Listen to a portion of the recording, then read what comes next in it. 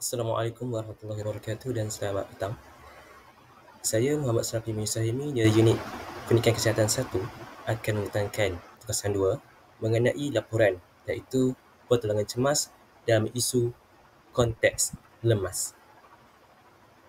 Yang saya dahulukan pensyarah saya Dr. Wan Azlan bin Ismail selaku pembimbing bagi subjek PKES 3213 pertolongan cemas. Mari kita lihat terlebih dahulu apa itu yang dimaksudkan dengan lemas. Lemas merupakan keadaan yang terjadi ketika seseorang tidak dapat bernafas akibat tenggelam di dalam air yang menyebabkan tubuh kekurangan oksigen sehingga boleh membawa kepada kematian.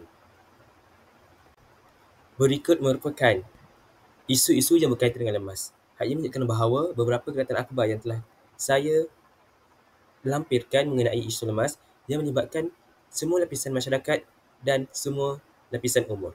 Hal ini menunjukkan bahawa lemas itu berlaku dalam semua golongan masyarakat dan tidak menyebabkan spesifikasi umur. Seterusnya, mari kita lihat punca-punca berlakunya insiden lemas. Yang pertama, kurangnya pengawasan daripada ibu bapa. Dalam hal ini, segelintir ibu bapa mengutamakan akan keselamatan anaknya ketika berada di kawasan perkelahan dan kawasan rekreasi. Yang kedua, kurang peka dengan keadaan semasa dan keliling. Dalam hal ini, mereka yang pergi ke kawasan perkelahan dan kawasan rekreasi amnya, mereka kurang ilmu akan pengetahuan akan berlakunya ancaman atau kejadian tidak yang akan menimpa mereka ketika mereka berada di kawasan perkelahan. Yang ketiga, setengah mereka yang lemas kerana berlakunya kekejangan otot dan panik ketika menghadapi masalah. Dalam hal ini, mereka tidak mempunyai kemarahan asas yang kukuh, iaitu kemarahan berenang. Apabila mereka tidak mempunyai kemarahan tersebut, mereka lemas atau panik ketika mereka hampir-hampir lemas. Mari kita lihat pula kesan lemas kepada individu yang mengalami insiden lemas. Yang pertama, mereka akan mengalami batuk dan tercungap-cungap. Yang kedua, mereka berisiko menghidap jangkitan paru-paru, yang mana dalam kes ini mikroorganisma dan virus boleh tumbuh di paru-paru mereka yang menyebabkan pengakisan pada tulang-tulang paru mereka. Yang ketiga, mereka akan mengalami trauma. Dalam hal ini, mereka akan berasa takut apabila berada di kawasan berair. Yang keempat, mereka akan mengalami kerosakan tisu otak. Seterusnya, cara mencegah daripada berlakunya insiden lemas. Anda apakah? Anda selamat. Yang pertama, setiap individu hendaklah belajar berenang dan menyelamat di air. Hal ini sebagai kemahiran asas pada mereka supaya tidak panik apabila berlaku terjerumus dalam situasi yang kecemasan. Yang kedua, perlulah pengawasan yang berterusan oleh ibu bapa. Dalam hal ini, ibu bapa hendaklah sentiasa mengikuti anak mereka atau sentiasa melihat anak mereka apabila mereka melakukan aktiviti air. Yang ketiga, pastikan kelengkapan keselamatan di air seperti jaket keselamatan disediakan di kawasan rekreasi tersebut. Hal ini bertujuan bagi melakkan berlakunya insiden lemas. Dalam hal ini, pihak yang bertanggungjawab adalah pihak yang bertanggungjawab adalah pihak yang di kawasan perkhidmatan tersebut hendaklah menyediakan kelengkapan keselamatan di kawasan air tersebut. Yang keempat, setiap individu hendaklah mengenal pasti keadaan cuaca dan amanan semasa yang dikeluarkan oleh Met Malaysia. Dalam hal ini, ibu bapa amnya perlulah melihat update semasa daripada Met Malaysia tentang cuaca supaya tidak berlakunya temburah hujan yang tidak normal, yang menyebabkan air semakin deras, yang menyebabkan berlakunya lemas di kawasan lubuk air. Seterusnya, mari kita lihat langkah dan prosedur rawatan kepada individu yang tidak sadarkan diri apabila mereka mengalami lemas. Dalam situasi lemas, setiap penyelamat hendaklah melakukan teknik DRABC dalam menyelamat atau memberikan bantuan awal kepada mangsa lemas yang tidak sadarkan diri. Chain of Survival merupakan rantai kelangsungan hidup manusia yang ditujukan kepada mangsa yang tidak sedar diri atau jantung berhenti supaya mereka menjadi lebih baik. Teknik DRABC ini adalah pertolongan cemas bagi bantuan permulaan yang diberikan kepada individu yang tercedera sementara menanti ketiadaan ambulans, doktor atau pakar perubatan. Mari kita lihat prosedur dalam teknik DRABC. Yang pertama D, yang merujuk kepada danger, iaitu bahaya. Dalam konteks ini, penyelamat adalah menilai situasi yang berlaku. Yang kedua, sebelum bertindak untuk menolong mangsa, penyelamat adalah memastikan keadaan kesedaran yang selamat dan tidak bahaya bagi diri kita sebelum mendaki mangsa. Contohnya, tidak berlakunya, tiadanya sebarang kaca yang terdapat di sekeliling mereka. Yang setelah selamat, alihkan mangsa daripada bahaya dan bawa ke tempat yang selamat dan jauh dari tempat yang berair. Contohnya, bawa mangsa ke tepi laut sekiranya berada di laut.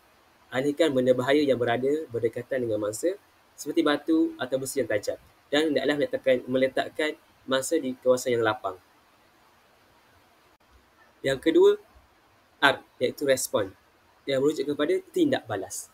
Dalam hal ini, penyelamat adalah memastikan keadaan tenang dan selamat.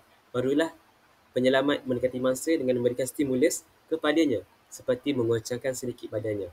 Dalam hal ini juga, penyelamat boleh menggunakan teknik COWS, COS, yang dapat digunakan bagi langkah tersebut. C, iaitu Can you hear me? Boleh awak dengar saya? O, open your eyes. Boleh awak buka mata? Dalam hal ini, penyelamat membantu atau menyuruh mangsa cuba membuka matanya. Yang ketiga, W, what's your name? Penyelamat menanyakan nama kepada mereka, nama mangsa tersebut. Yang terakhir, S, squeeze my hand.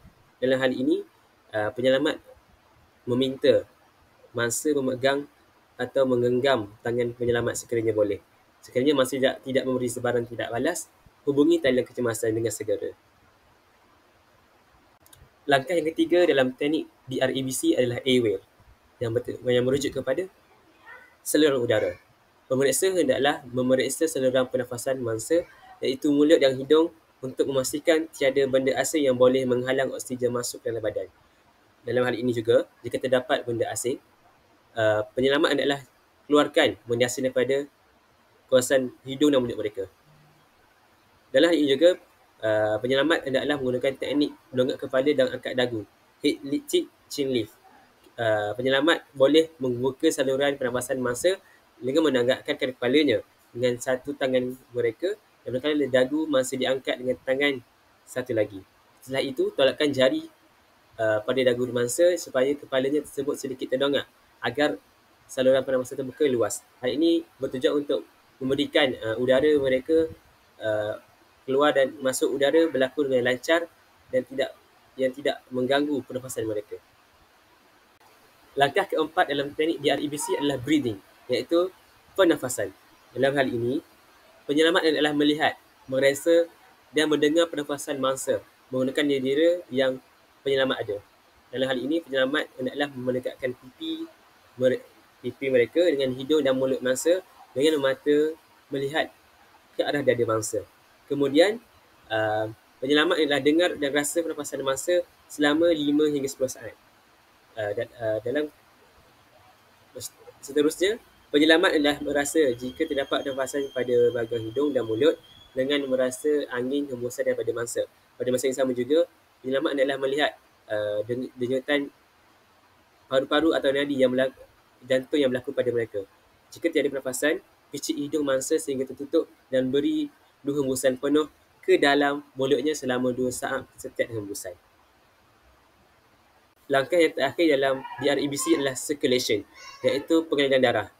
Dalam hal ini, penyelamat adalah memeriksa denyutan nadi mangsa pada bahagian arteri karotik, iaitu leher. Jika nadi berdenyut, pemeriksa perlu buat bantuan pernafasan kadar 1 hembusan setiap 5 saat, iaitu 12 kali hembusan seminit.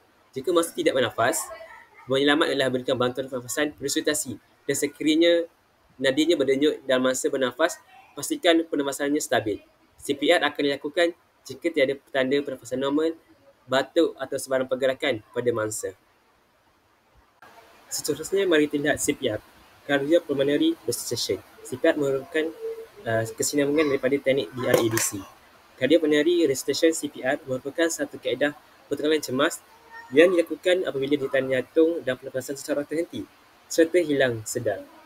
Yang pertama, kita gunakan teknik dada. iaitu letakkan sebelah tapak tangan di bahagian tengah dada atau tulang sternum ulu hati atau di antara bahagian chest mangsa dengan perut. Yang kedua, dengan memastikan tangan dalam keadaan lurus iaitu sapu darjah, tekuk tangan dan selang sediakan jari. Bangun dan condongkan badan sedikit ke depan dengan bahu berada tegak sapu darjah dengan dada mangsa dan tekan ke bawah lebih kurang 1.52 inci atau kira-kira 5 cm dan tidak lebih daripada 6 cm. Lepaskan tekanan dengan tangan masih pada dada mangsa. Biarkan dada mangsa kembung semula sepenuhnya sebelum tekanan seterusnya dilakukan. Minimumkan gangguan mampatan dada kepada tidak lebih daripada 10 saat. Tekanan dada dilakukan pada kadar 80 atau 100 kali seminit dengan kiraan dan 1 dan 2 dan 3 sehingga dan 15. Sekiranya mangsa telah sedar, letakkan mangsa dalam keadaan posisi pemulihan.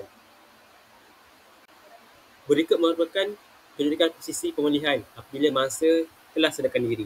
Yang pertama, penyelamat adalah luruskan kaki mangsa dan letakkan kepala disendarkan ke belakang dan tangan mangsa diletakkan pada selaras dengan kepala mereka.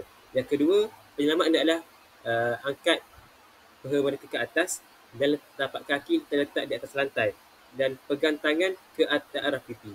Yang ketiga, penyelamat adalah menyandarkan kepala ke bahagian belakang dan kekalkan sokongan pada kepala mangsa. Dan yang keempat, mangsa adalah diletakkan dalam posisi kepala mereka dicadang ke belakang dan tapak tangan diletakkan di bawah kepala dan kaki mereka dibuka seluas hampir sapu darjah. Posisi terakhir membantu mangsa sedaan untuk bernafas semula dengan lancarnya. Itu sahaja daripada saya. Sekian, terima kasih.